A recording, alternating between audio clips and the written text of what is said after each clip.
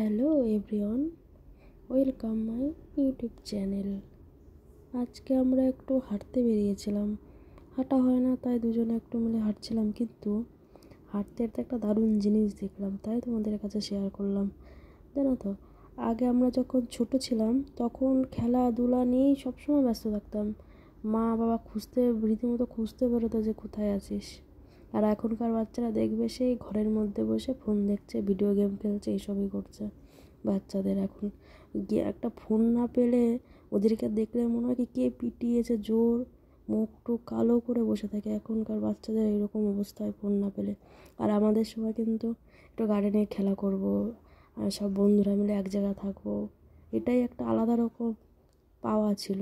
সেই পাওয়াটা কিন্তু এই জেনারেশন বাচ্চাগুলো পাচ্ছে না। সেটাই একটা দেখতে গেলাম, দেখতে গিয়ে এই পার্কটা দেখতে পেলাম। তখন দেখছিলাম বাচ্চাগুলো কি সুন্দর খেলছে, আর এটা দেখেও ভালো লাগলো, ওর জন্য এই ভিডিওটা করলাম। পার্কটা দেখো, ভেতরে বড় জায়গা, হাঁটার জায়গা।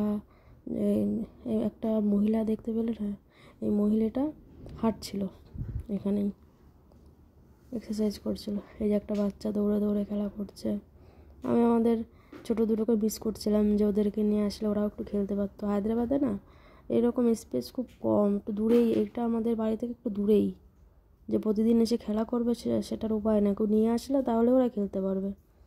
তাই ভাবছিলাম যে নিয়ে আসলে একটু খেলতে পারতো ওরাও সারাদিন বাড়িতে নিয়ে, ওরা ফোন দেখে না, ওদের ফোন দেয় না, মা বাবা কেউ ফোন দেয় না, ওরা নিজেদের মতো খেলে। কিন্তু এতটা জায়গা পায় না খেলার, একটু খেলার জায়গা পেলে ওদেরও ভালো লাগে না। প্রতিদিন বিকেলে যদি নিয়ে আসতে পারতাম, মেমারিতে হলে আমরা নিজেরাই নিয়ে যেতে পারতাম, কিন্তু হায়দ্রাবাদে তো আমরা নিজেরা যেতে পারি না।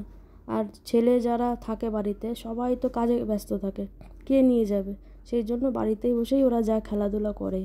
আর সেদিনকে গেছি যখন একটা কাজে, তখন হাঁটতে হাঁটতে তখন এটা দেখলাম, খুব মিস করছিলাম ছোটো দুটোকে, যে এরা যদি আসতো খুব মজা করতো। ওরা আসলে খেলার জায়গাই পায় না। দেখো কেমনভাবে দোলনায় চড়ে, বাপরে বাপ, আমার দেখে হয়ে গেছে ওদের দোলনায় চড়া দেখাবো আর একবার। আর এরা ভিডিও করছিলাম বলে দাঁড়িয়ে গেছে, আর নামতে বলে যখন নেমেছে, এবং মজা পাচ্ছে ভিডিও করছিল। ওই দেখো মেয়েটা কী করে ঝুলছে দোলনায়। দোলনা ঝোলাটা দেখে আমি রীতিমতো ভয় পাচ্ছিলাম, যে এমন বিচ্ছিরিভাবে জোরে জোরে ঝুলছে যে পড়ে গেলে খবর আছে ওদের। ভীষণ,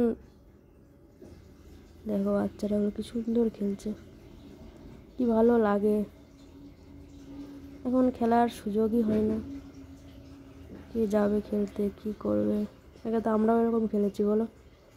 আমরা শুধু এইগুলো, কত রকমের কত ধরনের খেলা, সাতচারা, পাকে, এমনকি আমি জানো তো ক্রিকেটও খেলেছি। ক্রিকেট খেলাটাও খুব ভালো লাগে। দেখো ওটা ভিডিও করেছি ইচ্ছা করে, ওরকম যদি পরে ওদের বুকে হাড়টার কিছু থাকবে, পড়ে গেলেই কত যখন তখন অঘটন ঘটে যেতে পারে ওইখানটা।